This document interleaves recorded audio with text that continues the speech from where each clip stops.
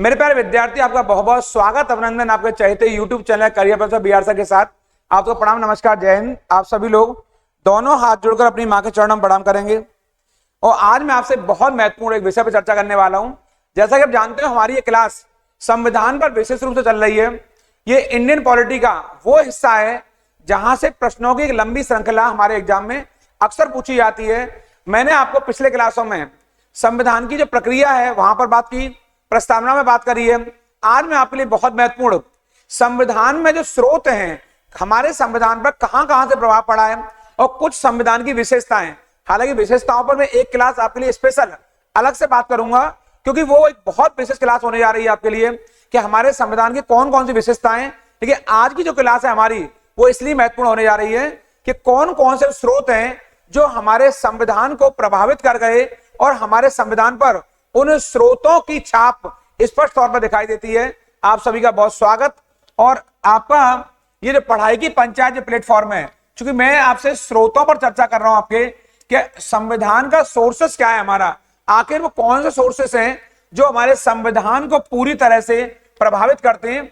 और इसी संविधान वाले पार्ट में ये जो मैं सामने दिखाई दे रहा है आपको, विश्व का विशालतम संविधान, इसके बारे में जो आपको दिखाई दे रहा है यहाँ पर एक बहुत प्रसिद्ध एक आपका स्टेटमेंट है आइवर जेनिंग्स का। ये बहुत हमारे एक महानतम विद्वत भी रहे, विद्वान भी हैं, और इनके स्टेटमेंट बिल्कुल अपने आप में अल्टीमेट माने जाते हैं। और जैसा कि आपको दिखाई दे रहा है यहाँ पर, इन्होंने लिखा है भारतीय संविधान विश्व का सबसे बड़ा तथा विस्तृत संविधान है। यानी कि जो आइवर जेनिंग्स ने कहा है, ये इन्हीं का स्टेटमेंट है। आपको इस स्टेटमेंट को यहां से कोड करना है, यहां से, यानी भारतीय संविधान दुनिया का सबसे बड़ा तथा विस्तृत संविधान है। ये किसने कहा है? ये आइवर जेनिंग्स ने कहा है। इस स्टेटमेंट को आप याद कर लेंगे, क्योंकि कई बार हमारे एग्जाम में इस प्रकार के स्टेटमेंट से प्रश्न पूछे जाते हैं कि भारतीय संविधान विश्व का सबसे बड़ा और विस्तृत है। आज की क्लास में बताऊंगा बड़ा क्यों है और विस्तृत क्यों है। जैसा कि आप जानते हैं, सामने स्क्रीन पर आपको दिखाई दे रहा है, अमेरिका के संविधान में जो अनुच्छेदों की संख्या है वो केवल 7 है, और ऑस्ट्रेलिया के संविधान में जो आर्टिकल है, अनुच्छेद, उनकी संख्या 128 है। और जो आपका कनाडा है, उसके संविधान में जो अनुच्छेद है उनकी संख्या 147 है। यानी कि जो आर्टिकल अलग अलग आपको दिखाई दे रहे हैं आपके, यानी अगर हमारे पेपर में आएगा कि कनाडा के संविधान में कितने आर्टिकल हैं, तो आप बताएंगे 147 है। अगर आएगा ऑस्ट्रेलिया के संविधान में कितने आर्टिकल हैं, तो 128 है। अगर आएगा अमेरिका के संविधान में कितने आर्टिकल हैं, तो आप बताएं केवल 7 आर्टिकल हैं। इनको देखने के बाद हमें सर आइवर जेनिंग्स का यह कथन बिल्कुल सही प्रतीत होता है, जिन्होंने ये कहा कि भारत का संविधान दुनिया का सबसे बड़ा और विस्तृत संविधान है, क्योंकि भारत के संविधान में हमारे यहां जो आर्टिकल हैं उनकी संख्या 395 रखी गई, और जो भाग रहे उनकी संख्या 22 रखी गई, और जो शेड्यूल हैं जिन्हें हम अनुसूची कहते हैं उनकी संख्या मूल संविधान में 8 रखी गई। बाद में इनकी संख्या बढ़कर ज्यादा हुई, उस पर मैं चर्चा पिछले वीडियो में कर चुका हूं। हमारे यहाँ आज जो भाग है संविधान में उनकी संख्या 25 हो चुकी है, और जो हमारे यहाँ आर्टिकल हैं उनकी संख्या 450 से अधिक हो चुकी है, और जो अनुसूचियां हैं जिन्हें आप शेड्यूल कहते हैं उनकी संख्या 12 हो चुकी है आपके। इसका मतलब हुआ भारत का संविधान इतना बड़ा है, इनको देखकर ही लग जाता है। अगर आएगा दुनिया का सबसे छोटा लिखित संविधान कहां का है, तो आपको उत्तर बिल्कुल सोचना नहीं है, आपको अमेरिका मारकर आना है, यूएसए मारकर आना है। दुनिया का सबसे छोटा लिखित संविधान यदि कहीं का है तो वो अमेरिका का है। और कितने आर्टिकल है उसमें? केवल 7, यानी 7 आर्टिकल हैं। और दुनिया का सबसे बड़ा लिखित संविधान कहां का है, तो आप बिल्कुल बेहिचक उत्तर बताएंगे वो भारत है, क्योंकि भारत के संविधान को विशद माना जाता है। तो यहीं पर आप देखेंगे एक बहुत महत्वपूर्ण बात, ये संविधान की इस विशदता, इस विशालता के परिणाम स्वरूप उत्पन्न होने वाली दुरूहता, माना होता है कठिनाइयों के कारण आलोचकों ने इसे वकीलों का स्वर्ग तक कह दिया है। यह एक बहुत बड़ा आपके लिए यहाँ पर एक व्यंग्यात्मक विषय है यहाँ पर, क्योंकि कई बार हमारा संविधान इतना बड़ा है, इतना विस्तृत है, इतना विशद है, इसमें कई सारी कठिनाइयां भी हैं। तो कई बार लोग हमारे संविधान का अपने हितों के लिए यूज करते हैं, इसमें कई बार लू पॉइंट ढूंढते हैं, कमजोर पहलू ढूंढते हैं। तो कहा है ये भारत का संविधान वकीलों के लिए स्वर्ग भी है, क्योंकि ये लोगों को उलझाने के लिए काफी पर्याप्त है। लेकिन ये बात आलोचकों की है, जो संविधान को क्रिटिसाइज करते हैं, जो उसकी निंदा करते हैं, आलोचना करते हैं, ये उनके संदर्भ में। तो क्वेश्चन आएगा, इनमें से दुनिया के किस संविधान को वकीलों का स्वर्ग कहा जाता है? तो आप बताएंगे भारत के संविधान को वकीलों का स्वर्ग कहा जाता है। ये बहुत पॉपुलर है और इसका पीछे कारण है भारत के संविधान की विशालता, भारत के संविधान का विशाल स्वरूप और संविधान का बड़ा होना। आज के इस क्लास में न सिर्फ मैं संविधान के स्रोतों पर चर्चा कर रहा हूं, बल्कि मैं आपको यह भी बताऊंगा कि किस प्रकार के प्रश्न हमारे एग्जाम में आने वाले हैं। वो सारे प्रश्न आपके लिए ऐसे इंपॉर्टेंट हैं कि आपके एग्जाम में आने वाले हैं। क्योंकि मैं पहले ही बता चुका हूं, आपके लिए एक मॉक टेस्ट स्पेशल मैं सीरीज चालू करने वाला हूं। वो बिल्कुल 1 मई से आपके लिए रेगुलर मिलने वाली है। और आप जानते हैं पिछले अभी यूपी पुलिस के एग्जाम में और जो पिछले एग्जाम रेलवे का हुआ है या जो भी एग्जाम हुए हैं, उन सभी एग्जामों में हमारे मॉक टेस्ट से सीधे प्रश्न पूछे गए हैं। ये सारे विद्यार्थी हमारे जानते हैं, ऑनलाइन पर जितने हमने मॉक टेस्ट कराए, सारे विद्यार्थियों को बड़ा पॉजिटिव हमें एक जवाब मिला, एक बहुत पॉजिटिव उन बच्चों का एक रुख मिला हमें आपके। और सभी बच्चों ने कहा कि हमारी जो टेस्ट सीरीज है बिल्कुल आपके एग्जामिनर की सोच के समान है, और जो एग्जामिनर पूछ रहा था उसी तरह की हमने मॉक टेस्ट सीरीज कराई। और आप जानते होंगे अब एक सीरीज में दोबारा चालू कर रहा हूं आपके लिए, वो आरपीएफ के लिए, यूपी पुलिस के लिए, रेलवे के लिए और कई सारे बैंडे एग्जाम, जैसे सीजीएल का एग्जाम है, एसएससी का, एमटीएसएस का और आपके सीएचएसएल का, ऐसे बहुत सारे एग्जाम के लिए एक नई टेस्ट सीरीज चालू कर रहा हूं आपके लिए, जो आपके लिए बहुत कारगर होने वाली है। आज के इस क्लास में मैं आपके लिए एक स्पेशल टेस्ट का जो स्रोत लेकर आया हूं, और इसके अलावा भारतीय संविधान पे कौन कौन से विदेशी संविधानों का प्रभाव पड़ा है, और हमारे यहाँ 1935 का जो एक्ट है गवर्नमेंट ऑफ इंडिया एक्ट, वो कितना इंपॉर्टेंट है, कितना हिस्सा उसका लिया गया है भारतीय संविधान में, उस पर मैं चर्चा करूंगा आपसे। अभी तक चैनल को सब्सक्राइब नहीं किया है, तेजी सब्सक्राइब कर लीजिए, लाइक शेयर कमेंट करना बिल्कुल नहीं भूलेंगे, क्योंकि ये एग्जाम वाली क्लास होने जा रही है आपके लिए। और मैं रेगुलर इंटरवल पर आपको क्लास इसलिए नहीं भेज रहा हूं क्योंकि अभी हमारे बच्चे काम में लगे हुए हैं, ज्यादा अभी तन्मयता से नहीं जुड़े हैं, लेकिन जुड़ चुके हैं। जितनी क्लासें इनको मिल रही हैं इन सबको नोट डाउन करते जाएंगे और पंक्तिवार तरीके से इनका अध्ययन करेंगे। इस सीरीज में मैंने आपके लिए एक क्वेश्चन निकाला है, भारतीय संविधान में किस प्रकार की शासन प्रणाली की व्यवस्था की गई है। ये क्वेश्चन मैं निकाला है। अभी मैं स्रोतों पर चर्चा करूंगा और कुछ विशिष्ट पहलुओं पर चर्चा करूंगा आपके इस क्लास के अंत में। क्वेश्चनों से मैं इसको स्टार्ट कर रहा हूं कि भारतीय संविधान में किस प्रकार की शासन प्रणाली, मैं स्रोत पढ़ा रहा हूं, लेकिन इस प्रकार के प्रश्न भी एग्जाम में पूछे जाएंगे।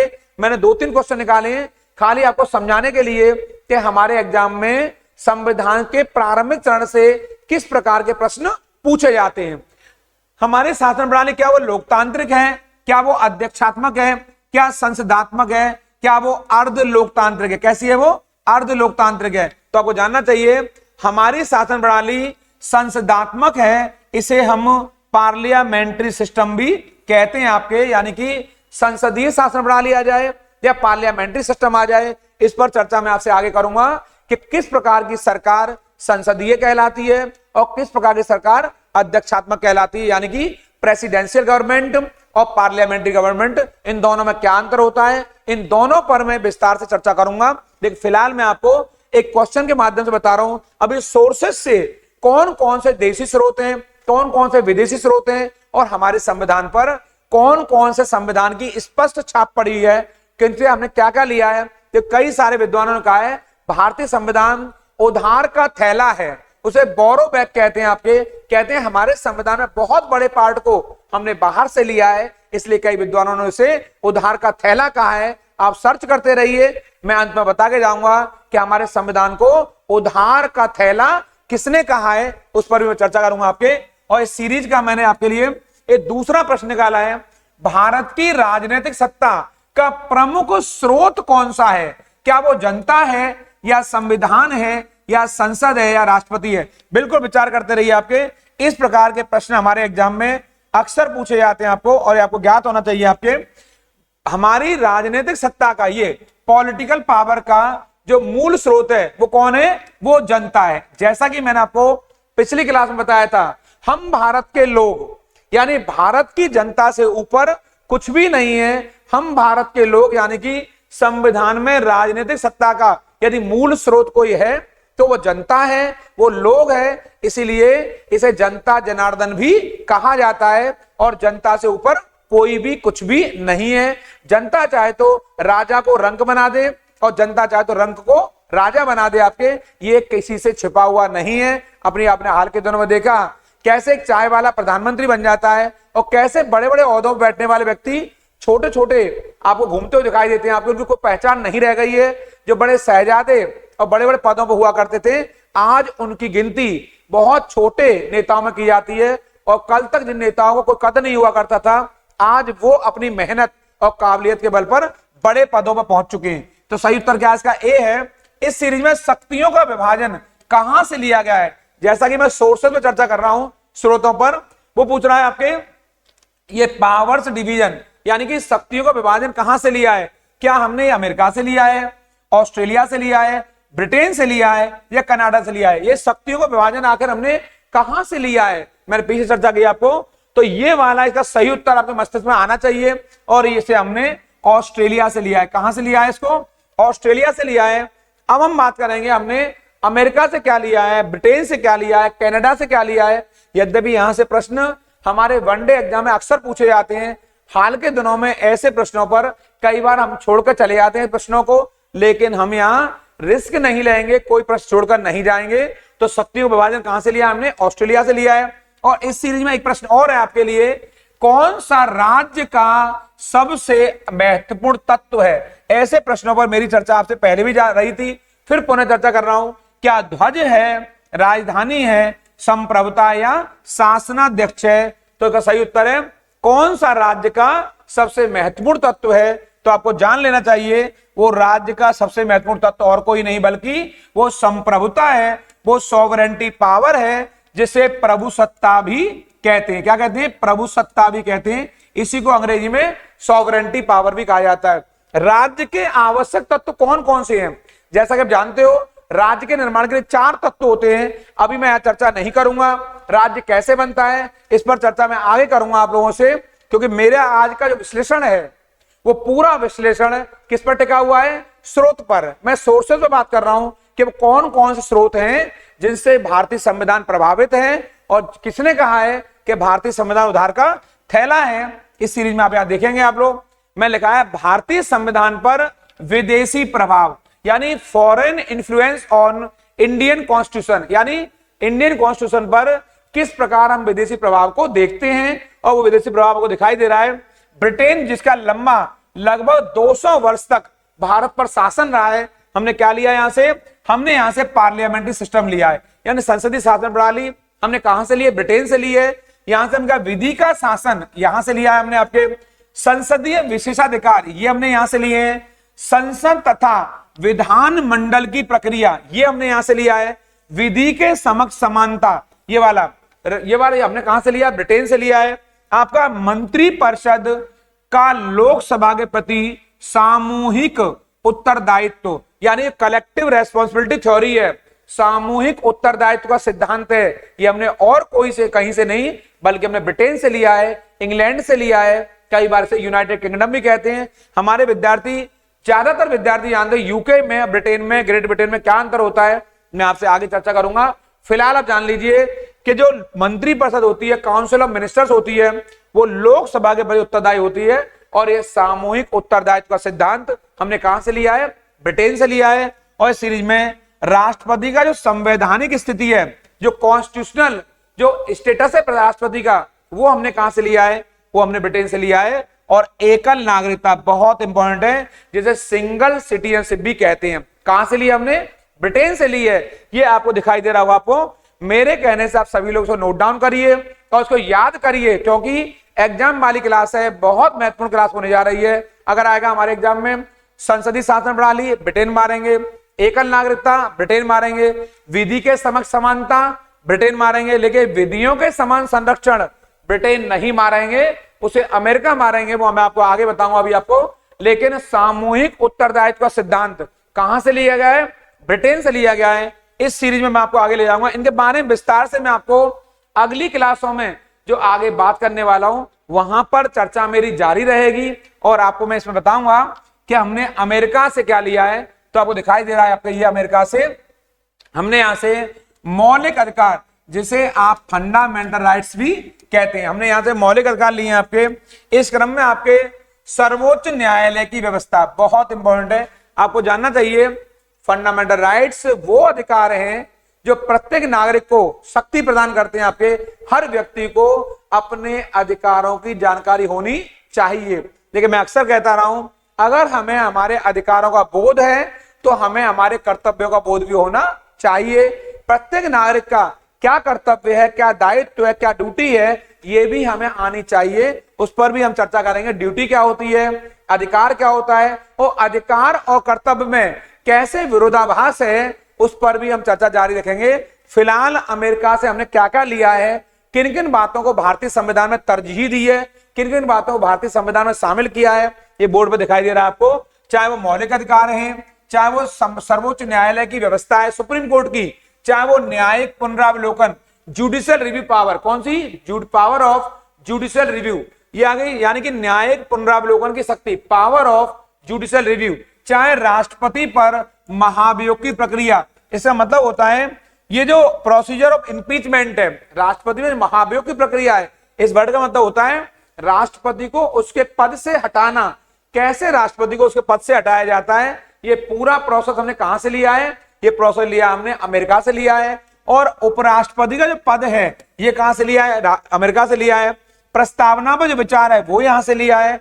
विधियों का समान संरक्षण, ध्यान देंगे, अगर विधियों के समक्ष समानता आएगा तो ब्रिटेन मारेंगे, और विधियों के समान संरक्षण आएगा तो अमेरिका मारेंगे। अब प्रश्न ये उठता है कि विधि के समक्ष समानता, विधि माने कानून, अगर विधि के समक्ष समानता है और विधियों के समान संरक्षण है, इनमें क्या अंतर है, तो इस पर मैं चर्चा आपसे फंडामेंटल राइट्स पढ़ाऊंगा, मूल अधिकार पढ़ाऊंगा संविधान के भाग 3 में। और आप जानते हैं मूल अधिकारों का उल्लेख हमारे संविधान में अनुच्छेद 12 से लेकर 35 तक हुआ है, और मैं बारी बारी से आपको विस्तार से चर्चा करूंगा कि फंडामेंटल राइट्स क्यों होते हैं, ये मूल अधिकार कहां से लाए गए, मूल अधिकारों में, नैतिक अधिकारों में, कानूनी अधिकारों में और संवैधानिक अधिकारों में क्या अंतर होता है। क्योंकि ज्यादातर विद्यार्थियों को पता ही नहीं है कि संवैधानिक अधिकार क्या होते हैं, नैतिक अधिकार क्या होते हैं, कानूनी अधिकार क्या होते हैं, राजनीतिक अधिकार क्या होते हैं, और मूल अधिकार क्या होते हैं, और प्राकृतिक अधिकार क्या होते हैं। इन सब पर मैं आपको आगे बारी बारी चर्चा करूंगा। फिलहाल हम बता रहे हैं विधियों के समान संरक्षण हमने अमेरिका से लिया है, और विधि के समक्ष समानता हमने ब्रिटेन से ली है। इनमें क्या अंतर है, तो भाग 3 आएगा तो वहां मैं चर्चा रखूंगा आपके। और ये जो आपको दिखाई दे रहा है जो वित्तीय आपातकाल प्रोसीजर है, ये भी हमने अमेरिका से लिया है। ज्यादातर बच्चे जानते हैं जो आपातकालीन प्रोसीजर है वो हमने जर्मनी से लिया है।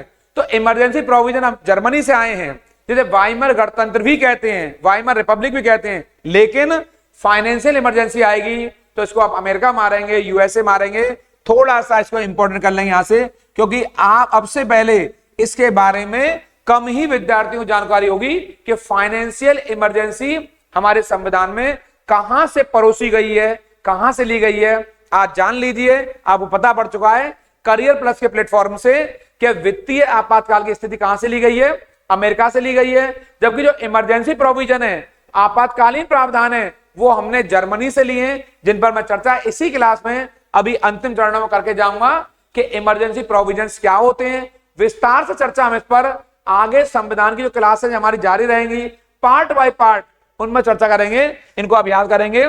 मूल अधिकार अमेरिका है, पावर ऑफ जुडिशियल जो आपका सुप्रीम कोर्ट है यह अमेरिका है, जो पावर ऑफ जुडिशियल रिव्यू है यह अमेरिका है, महाभियोग की प्रक्रिया अमेरिका है, उपराष्ट्रपति का पद है अमेरिका है, चाहे वो प्रस्तावना का विचार है अमेरिका है। ये सब आपको कहीं ना कहीं ये क्वेश्चन प्रभावित करेंगे। ये हमने विदेशों से अपने संविधान में लिए हैं, संविधान में शामिल किए हैं। यहां पर आपको जो ऑस्ट्रेलिया है इनको भी आपको देखना पड़ेगा कि ऑस्ट्रेलिया से हमने क्या लिया है। समवर्ती सूची, हमारे जो इंग्लिश मीडियम के विद्यार्थी हैं, समवर्ती सूची का मतलब होता है कौन करंट लिस्ट। क्या मतलब होता है, कौन करंट लिस्ट। समवर्ती सूची कहां से लिया हमने, इसको लिया हमने ऑस्ट्रेलिया से। ये समवर्ती सूची है यहां पर। इसके अलावा आपके केंद्र राज्य संबंध यानी कि सेंट्रल स्टेट रिलेशन, ये भी हमने कहां से लिया, ऑस्ट्रेलिया से। जो शक्तियों का विभाजन है, जैसा कि मैंने आपको अभी इस सीरीज में मैंने आपको अभी जो प्रश्न बढ़ाया कौन सा वाला, शक्तियों का विभाजन, जो पावर्स डिस्ट्रीब्यूशन है उनके बारे में प्रश्न दिया था मैंने आपको अभी। ये कहां से लिया हमने, ऑस्ट्रेलिया से लिया है। और जो उद्देशिका की भावना है ये, यानी हमारी जो प्रेम्बल की जो भाषा है वो कहां से ली हमने, वो ऑस्ट्रेलिया से ली है। और जो प्रस्तावना की भाषा ये रही, प्रस्तावना की भावना आ जाए या प्रस्तावना की भाषा आ जाए, ये दोनों ही हमने ऑस्ट्रेलिया से लिए। ध्यान देंगे, जो उद्देशिका को ही प्रस्तावना भी कहा जाता है, प्रस्ताव उद्देशिका की भावना आ जाए या उद्देशिका की भाषा आ जाए, ये एक ही बात है, इन दोनों में कोई भी अंतर नहीं है, इसको याद करके जाएंगे। और शक्तियों का विभाजन है, ये भी हमने ऑस्ट्रेलिया से लिया है। केंद्र राज्य संबंध है, ये ऑस्ट्रेलिया से लिया है। और समवर्ती सूची है, ये हमने ऑस्ट्रेलिया से लिया है। इन चीजों को हमने भारतीय संविधान में विदेशी संविधानों से शामिल किया है। जैसा कि आप जानते हैं, हमारे संविधान सभा में जब विचार चल रहा था तो दुनिया के अलग अलग संविधानों से जो अच्छी अच्छी चीजें थी, बेहतर व्यवस्थाएं थी, स्थापित व्यवस्थाएं थी, उन्हें शामिल करने के लिए एक पहल आरंभ हुई। और उसी के लिए हमारे संविधान सभा के सलाहकार BN राव ने दुनिया के 60 से अधिक देशों, 60 कंट्री बोल रहा हूं मैं आपसे, 60 यानी कि 60 से अधिक देशों का भ्रमण किया। मैं BN राव की बात कर रहा हूं, जो हमारे संविधान सभा के सलाहकार थे, कॉन्स्टिट्यूशनल एडवाइजर थे। उन्होंने दुनिया के 60 से अधिक देशों का भ्रमण किया और उनकी सलाह पर अनेक महत्वपूर्ण बातों को भारतीय संविधान में शामिल किया गया आपके। और जैसा कि मैं आपको आगे लेके जाऊंगा, जो आयरलैंड है, आयरलैंड से हमने संविधान में राज्य के नीति जो निदेशक तत्व हैं, इन्हें हमने शामिल किया है आपके। इसका मतलब होता है आपके, मैं संक्षिप्त में कहूं तो आपके DPSP, क्या कहते हैं, DPSP यानी कि directive principle of state policy. आगे पेपर में आएगा कि आयरलैंड से हमने क्या लिया है, तो राज्य के नीति निदेशक तत्व में कह सकता हूं DPSP यानी कि directive principle of state policy. ये हमने कहां से लिया है, आयरलैंड से लिया है। इसके अलावा राष्ट्रपति के निर्वाचन की जो आपके राष्ट्रपति निर्वाचन की प्रक्रिया है, ये हमने कहां से लिया आपके, ये भी हमने आपके आयरलैंड से लिया आपके। और जो राष्ट्रपति के लिए निर्वाचन का मंडल होता है, निर्वाचक मंडल होता है, ऐसा मतलब होता है निर्वाचक मंडल मान होता है राष्ट्रपति निर्वाचन की प्रक्रिया होती है, वो कैसे अपनाई जाती है। निर्वाचक मंडल क्या होता है, कौन कौन राष्ट्रपति निर्वाचन में भाग लेते हैं आपके इलेक्शन में राष्ट्रपति के, ये पूरी व्यवस्था निर्वाचन मंडल की हमने आयरलैंड से ली है। इस ध्यान देंगे यहाँ पर, राष्ट्रपति का जो पद है हमारे यहाँ पर, वो ब्रिटेन से प्रेरित है, क्योंकि वो संवैधानिक पद होता है, वह राजा रानी होते हैं, हमारे यहाँ पर राष्ट्रपति होता है। उपराष्ट्रपति पद आएगा तो हम मारेंगे क्या आपके, अमेरिका मारेंगे। और राष्ट्रपति का जो नाम मात्र का पद है वो ब्रिटेन से प्रेरित है हमारे यहाँ पर। लेकिन राष्ट्रपति का जो इलेक्शन की प्रक्रिया है, ये हमने आयरलैंड से लिया आपके। और जो राज्यसभा में जो विशिष्ट व्यक्तियों का मनोनयन होता है, यानी जो नॉमिनेशन होता है आपके, आप जानते हैं जो राष्ट्रपति द्वारा राज्यसभा में कितने लोग, जो राष्ट्रपति द्वारा राज्यसभा में जो 12 लोग नॉमिनेट किए जाते हैं, किसके द्वारा, बाय प्रेसिडेंट। किसके द्वारा, बाय प्रेसिडेंट। राष्ट्रपति द्वारा जो 12 लोग हमारे नॉमिनेट किए जाते हैं, और वो 12 लोग किस क्षेत्र से होते हैं हमारे, वो होते हैं हमारे यहाँ पर साहित्य से होते हैं। ये सबसे आपको पता है, आपको साहित्य से होंगे, वो कला से होते हैं, वो विज्ञान से होते हैं, और वो सामाजिक सेवा से होते हैं, सोशल सर्विस से होते हैं आपके, सोशल सर्विस से। ये आपके अलग अलग क्षेत्र में आपको दिखाई दे रहा है यहाँ पे, यानी लिटरेचर से, आर्ट से, साइंस से एंड सोशल सर्विस से। ये हमारे आपके 4 क्षेत्रों से 12 लोगों को नॉमिनेट करने का राइट किसको है, ये राष्ट्रपति को है। और ये पूरी प्रक्रिया हमने कहां से ली है, ये पूरी प्रक्रिया हमने आयरलैंड के संविधान से ली है। इसको हम नोट डाउन करेंगे, याद करके जाएंगे। राष्ट्रपति का जो पद है वो नाम मात्र का होता है, वो राज्य के प्रमुख होते हैं, राज्य के मुखिया होते हैं, लेकिन वो कार्यपालिका के वास्तविक शक्ति के प्रधान नहीं होते। वास्तविक शक्ति एग्जीक्यूटिव की मंत्रिपरिषद के हाथों में होती है, काउंसिल ऑफ मिनिस्टर के हाथों में होती है, जिसके हेड प्रधानमंत्री होते हैं। और प्रधानमंत्री के नेतृत्व में वास्तविक कार्यपालिका शक्ति होती है, लेकिन नाम मात्र की जो कार्यपालिका शक्ति है वो राष्ट्रपति के हाथों में होती है। और ये प्रक्रिया हमने कहां से ली है, ब्रिटेन से ली है। लेकिन जो उपराष्ट्रपति का पद है वो हमने कहां से लिया है, अमेरिका से लिया है। और जो दिखाई दे रहा है राष्ट्रपति निर्वाचन की जो प्रक्रिया है, ये हमने आयरलैंड से ली है। इस क्रम में हमने अन्य देशों से क्या लिया है, उस पर हमारी चर्चा जारी रहेगी। यहाँ पे आपके जो कनाडा है, जो सामने दिखाई दे रहा है आपको, कि कनाडा से हमने क्या लिया है, यहाँ से ये कनाडा से हमने लिया है आपके संघीय, व्यवस्था। क्या लिया है? फेडरल सिस्टम लिया है, संघीय व्यवस्था। और क्या लिया हमने यहां से? अवशिष्ट शक्तियों को केंद्र को सौंपना, यानी कि जो रेजिडरी पावर है, जो रेसिडरी पावर है, आप जानते होंगे भारतीय संविधान के इसके लिए स्पेशल एक आर्टिकल बनाया, कौन सा? 248। ये आप रटकर जाना, भारतीय संविधान का आर्टिकल 248, 248 में अवशिष्ट शक्तियों का उल्लेख किया गया। मैं पीछे बता चुका हूं, अवशिष्ट शक्तियां वे शक्तियां होती हैं जिनका उल्लेख ना यूनियन लिस्ट में है, ना स्टेट लिस्ट में है, ना कॉन्करेंट में है, अर्थात संघ सूची, राज्य सूची, समवर्ती सूची, तीनों में इसका उल्लेख नहीं है। तो ये कहां आएंगी? ये अवशिष्ट में आएंगी। और ये शक्तियां किसको सौंपी गई? हमारे यहां केंद्र सरकार को। अर्थात इन सूचियों पर कानून, इस सूची पर, इसमें शामिल विषयों पर कानून बनाने का अधिकार केवल और केवल केंद्र सरकार को है, भारत सरकार को है। और इसका उल्लेख संविधान के अनुच्छेद 248 में किया गया है। और ये अनुसूची, ये दिखाई दे रहा है अवशिष्ट सूची, ये कहां से ली गई है? ये कनाडा के संविधान से ली गई है आपके। इसके अलावा आपके ये दो प्रोसीजर मैंने बताया यहां पर, और आपको यहां दिखाई दे रहा है आपको यहां से जो पूर्व सोवियत संघ है ये वाला, इसे आज हमारे यहां पर रूस के नाम से भी जाना जाता है। किसके नाम से? इसे रूस के नाम से भी जाना जाता है, क्योंकि सोवियत संघ का जो बड़ा भाग है वो रूस के तौर पर है। तो पूर्व सोवियत संघ, इसे हमारे यहां यूएसएसआर के नाम से भी जाना जाता है। यूएसएसआर का डिक्लाइन हुआ वर्ष 1991 में, और 91 के बाद जो 15 टुकड़े हुए, 15 भाग हुए, उनमें से सबसे बड़ा देश जो था क्षेत्रफल के आधार पर भी और जनसंख्या के आधार पर भी, वो रूस रहा। और मैं कह सकता हूं सोवियत संघ का नेतृत्व, सोवियत संघ का प्रतिनिधित्व आज दुनिया में कोई कर रहा है तो वो रूस है। और रूस से हमने क्या लिया है? रूस से हमने मौलिक कर्तव्यों को लिया है। और क्या लिया है? नियोजन की प्रणाली। क्या लिया है यहां से? नियोजन की प्रणाली। इसे कहते हैं प्लानिंग सिस्टम। क्या बोलते हैं?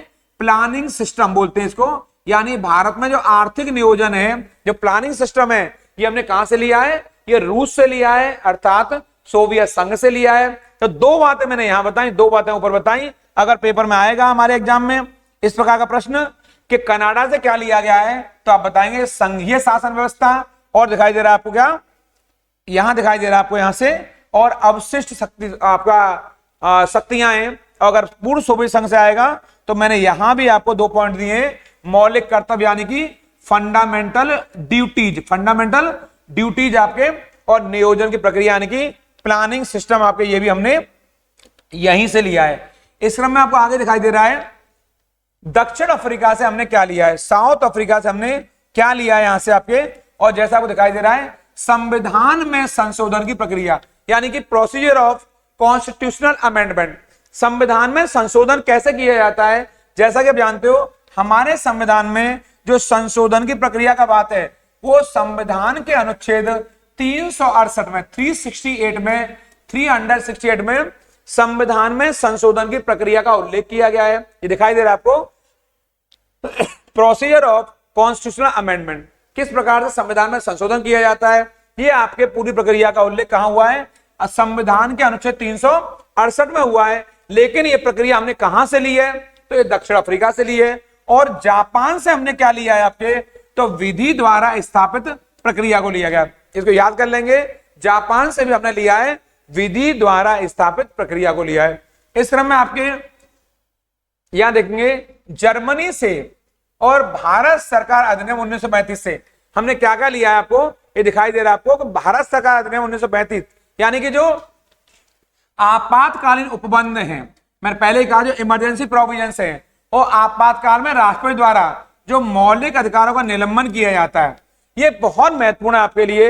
हमने जर्मनी से इनको लिया है आपके आपातकालीन उपबंध, इसे बोलते हैं इमरजेंसी प्रोविजंस। आपको जानना चाहिए, जो कम विद्यार्थी जानते हैं, जर्मनी का पुराना नाम वाइमर गणतंत्र भी है, वाइमर गणतंत्र भी है। इसको आप रट लेंगे यहां से, वाइमर गणतंत्र जर्मनी को ही कहा जाता है। और वाइमर गणतंत्र ने बाद में जर्मनी का रूप लिया। आप जानते हैं आपके, अगर वाइमर गणतंत्र आएगा तो भी हम इमरजेंसी प्रोविजन मारेंगे। और 1935 का जो एक्ट है हमारा गवर्नमेंट ऑफ इंडिया एक्ट, उसमें भी आपके राष्ट्रपति द्वारा कैसे आपातकाल में, इमरजेंसी में मूल अधिकारों का निलंबन किया जाता है। निलंबन माने सस्पेंशन किया जाता है इनका, कैसे इन्हें सस्पेंड किया जाता है, ये हमारे गवर्नमेंट ऑफ इंडिया आपका इंडिया एक्ट आपके भारत सरकार अधिनियम 1935 में इस बात का उल्लेख किया गया। हमारे संविधान के भाग 18 में इमरजेंसी प्रोविजन दे रखे हैं। मैं यहां चर्चा नहीं करूंगा क्योंकि मेरी चर्चा का विषय है वो आपका आज संविधान में शामिल होने वाले स्रोत हैं, आपको मैंने बता दिया है। जीएस को पढ़ना है तो विश्लेषण करना है। विश्लेषण क्या होगा इन पर चर्चा हम आगे जारी रखेंगे। और इसी क्रम में मैंने आपको यहां से जो बहुत महत्वपूर्ण है फ्रांस वाला पार्ट यहां से क्या लिया है, गणतंत्रात्मक शासन व्यवस्था, यानी न्याय, समानता और बंधुता, यानी मैं कह सकता हूं गणतंत्रात्मक शासन व्यवस्था है आपके, ये हमने कहां से लिया है, ये हमने फ्रांस से लिया है। और इस क्रम में आपके न्याय की भावना हो, समानता की भावना हो, बंधुता की भावना हो, और यहां तक कह सकता हूं जो स्वतंत्रता की भावना हो, ये वाला स्वतंत्रता। आप जानते हैं फ्रांस की क्रांति के अंतर्गत इक्वालिटी, लिबर्टी और फ्रेटर्निटी, समानता, स्वतंत्रता, बंधुता, ये सब बातें आपको कहां की गई हैं, आपके ये फ्रांस में की गई हैं। फ्रांस की क्रांति का नारा रहा था आपके जो 1789 में 1789 में जो फ्रांस की क्रांति हुई उसमें इन नारों को दिया गया, समानता, स्वतंत्रता, बंधुता, इक्वालिटी, लिबर्टी एंड फ्रेटर्निटी, ये सारे वर्ड हमारे संविधान में दिखाई देते हैं प्रस्तावना में। ये कहां से लिया हमने, फ्रांस से लिया है। और इस क्रम में जो केंद्र राज्य तथा समवर्ती सूची है इसको हमने भारत सरकार अधिनियम 1935 में भी यहां से लिया है इस चीज को, यानी कि केंद्र राज्य के मध्य व्यवस्थाएं जो आपके समवर्ती सूची वाला प्रावधान है। लेकिन आप जानते हैं समवर्ती सूची को हमने स्पष्ट तौर पर ऑस्ट्रेलिया के संविधान से लिया है। 1935 के आपके कानून में इसके बारे में उल्लेख किया गया था, तो ऑस्ट्रेलिया में उल्लेख किया है इसका। अगर ऑस्ट्रेलिया आएगा तो, अगर वो नहीं आएगा तो 1935 का कानून मारेंगे, अगर आपको ऑस्ट्रेलिया नहीं आएगा तो यहां पर। और जो केंद्र राज्य संबंधी व्यवस्था आपके इनमें शक्तियों का विभाजन आपके, ये भी हमने ऑस्ट्रेलिया से लिया आपके। तो ये बहुत महत्वपूर्ण हमारी चर्चा आज हो रही है आपके। ये जो ऊपर दिखाई दे रहा है कि आखिर 1935 के कानून से हमने क्या क्या लिया है, चूंकि ये ब्रिटिश संसद द्वारा पारित होने वाला ये सबसे बड़ा कानून रहा है। मैं आपको इस पर चर्चा करूंगा, लेकिन आपको उससे पहले इस चैनल को सब्सक्राइब करना पड़ेगा। तो मैं आपको बताऊंगा उसके बारे में कितनी महत्वपूर्ण क्लास है ये, कि 1935 का कानून कितना इफेक्टिव है हमारे लिए, इस पर मैं चर्चा करूंगा आपसे। क्योंकि हमारे संविधान का 70% हिस्सा अगर किसी से प्रभावित है तो क्या है, वो 1935 का एक्ट है। और ये ब्रिटिश पार्लियामेंट द्वारा पारित होने वाला, पास होने वाला अंतिम कानून है। ये बहुत इंपॉर्टेंट है। आप देखेंगे यहां पर इस कानून के अंतर्गत पहला पॉइंट है भारत सरकार अधिनियम 1935 भारतीय संविधान का सर्व प्रमुख स्रोत है। यानी सर्वप्रमुख हम क्यों कह रहे हैं, सर्वप्रमुख इसलिए कह रहे हैं क्योंकि इसका लगभग 70% भाग आपके हमारा इसी अधिनियम पर आधारित है। मैं कह सकता हूं हमारे संविधान का 70% भाग, 70% part based on government of India act 1935 यानी 1935 के अधिनियम पर आधारित है, जो कि 70% पार्ट है। इस क्रम में वर्तमान भारतीय संविधान की विषय सामग्री तथा भाषा इसी अधिनियम का स्पष्ट प्रभाव है। यानी हमारे संविधान में जो आज आपको भाषा दिखाई देती है, जो आपको विषय सामग्री दिखाई देती है, ये दोनों ही विषय कहीं ना कहीं आपके हमारे 1935 कानून से प्रेरित हैं हमारे। इसके अलावा जो भारतीय संविधान में संघ तथा राज्यों के बीच शक्तियों का विभाजन किया गया है और जो आपातकालीन प्रावधान है वो भी हमारे इसी कानून से लिए गए हैं, प्रेरित हैं। तो आपको मन में विचार आ रहा होगा कि आपातकालीन प्रावधान तो वाइमर गणतंत्र से हैं, जर्मनी से लिए गए हैं, जर्मनी से भी लिए गए हैं और 1935 कानून से भी लिए गए हैं आपके। यानी 1935 कानून में स्पष्ट तौर पर आपातकालीन प्रावधान का उल्लेख किया गया था और केंद्र राज्य के मध्य जो शक्तियों का विभाजन है कि केंद्र सरकार किन किन विषय पर कानून बनाएगी, राज्य सरकार किन किन विषय पर कानून बनाएगा, इसका उल्लेख भी 1935 के भारत सरकार अधिनियम में किया गया है। इसके अलावा आपके भारत सरकार अधिनियम 1935 लगभग 200 धाराओं में थोड़ा बहुत परिवर्तन करके उन्हें वर्तमान संविधान में शामिल कर दिया गया। यानी कि लगभग 200 आर्टिकल ऐसे हैं जो हमारे संविधान में कमोबेश थोड़े बहुत परिवर्तन के साथ शामिल कर दिए गए। आपको जानकर अच्छा लगेगा कि 395 जो हमारे संविधान में आर्टिकल रहे उनमें से लगभग 200 आर्टिकल ऐसे हैं जो कमोबेश 1935 के कानून से प्रेरित हैं, या तो ज्यों के त्यों हैं, या उनमें कुछ बहुत थोड़ा बहुत संशोधन करके, थोड़ा बहुत अमेंडमेंट करके उन्हें यहाँ जोड़ दिया गया है, थोड़ा बहुत चेंजिंग किया गया है। यानी हमारे संविधान के लगभग आर्टिकल पर मैं कह सकता हूं आधा पार्ट तो यही हो गया जिन पर 1935 कानून का प्रभाव पड़ा है। इस क्रम में आप देखेंगे भारत सरकार ने 1935 प्रस्तावना विहीन अधिनियम है, ये बहुत इंपॉर्टेंट है, बल्कि मैं कहूंगा वेरी मोस्ट इंपॉर्टेंट है। यानी थोड़ा सा मैंने आपको यहाँ पर हिस्ट्री की क्लास आपको यहाँ डाल दी है पॉलिटी वाले पार्ट में यहाँ पर। यानी कि 1935 का जो कानून है वो विदाउट प्रियम्बल है, बहुत बहुत इंपॉर्टेंट है, इसको रट लेंगे।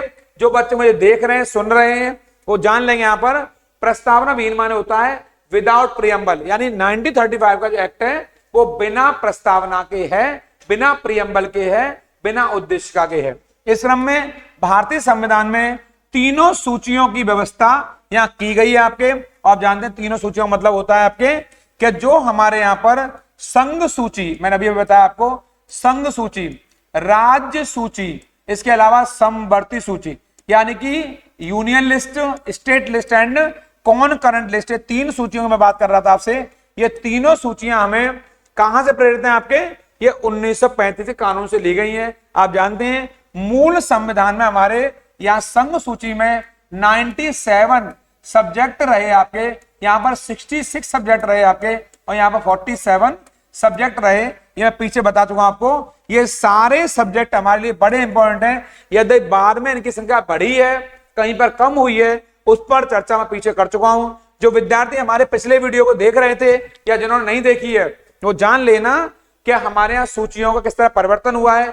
संघ सूची में कौन कौन से विषय रहे हैं, राज्य सूची में कौन कौन से विषय रहे हैं, समवर्ती यानी कॉन्करेंट लिस्ट में कौन कौन से विषय रहे हैं, वो कैसे बढ़े हैं, कैसे घटे हैं, इस पर चर्चा मैं अपने पिछले वीडियो में कर चुका हूं। इस वीडियो पर लगातार बने रहेंगे। आपके लिए खुशखबरी ये है कि आने वाले दिनों में मैं आपके लिए लाइव क्लास लेकर आने वाला हूं। उस लाइव क्लास का समय क्या होगा ये मैं आपको बहुत जल्दी बताने वाला हूं, क्योंकि मैं आपके लिए पेपरों की उपादेयता, पेपरों की महत्ता को देखते हुए आपके लिए स्पेशल एक लाइव क्लास कराने का विचार कर रहा हूं। और शाम के टाइम में आपको पर डे 1 से 2 घंटे क्लास आपको लाइव मिलने वाली है। वो क्लास करंट अफेयर पर रहेगी, कुछ आपके ऐसे जीएस के पहलुओं पर रहेगी जो बिल्कुल अनछुए हैं, जहां से प्रश्नों की एक बाढ़ है, प्रश्नों की एक सुनामी है। जो बच्चे उनसे परिचित नहीं है उन पर मैं चर्चा करूंगा, विशेष तौर पर स्टैटिक जीके पर, जो हमारे एग्जाम में हाल के दिनों में बड़ा महत्वपूर्ण और प्रभावी सिद्ध हुआ है। और वो पेपर वही है जो बार बार हमें टकराता है, वो प्रश्न वही है जो बार बार हमें परेशान करते हैं। तो एक लाइव क्लास के साथ मैं बहुत जल्दी आपके बीच में आने वाला हूं इसी करियर प्लस चैनल पर। लेकिन चैनल को सब्सक्राइब जरूर करिए, इन वीडियो को शेयर करिए, लाइक करिए, ताकि सब लोगों को इसको लाभ मिल सके आपके। और इसको आप देखते रहिए, लिखते रहिए। पिछले वीडियो पॉलिटी को जरूर देखना और इसको लाइक करके लोगों तक पहुंचाइए। अभी तक आप इस चैनल पर नहीं जुड़े, जुड़िए और उन लोगों का जरूर ख्याल रखिए जो आपका ख्याल रखते हैं। नए वीडियो के साथ बहुत जल्दी आपको मिलूंगा एक नए टॉपिक के साथ। तब तक उन लोगों का ख्याल रखिए जो आपका ख्याल रखते हैं। प्रणाम, नमस्कार।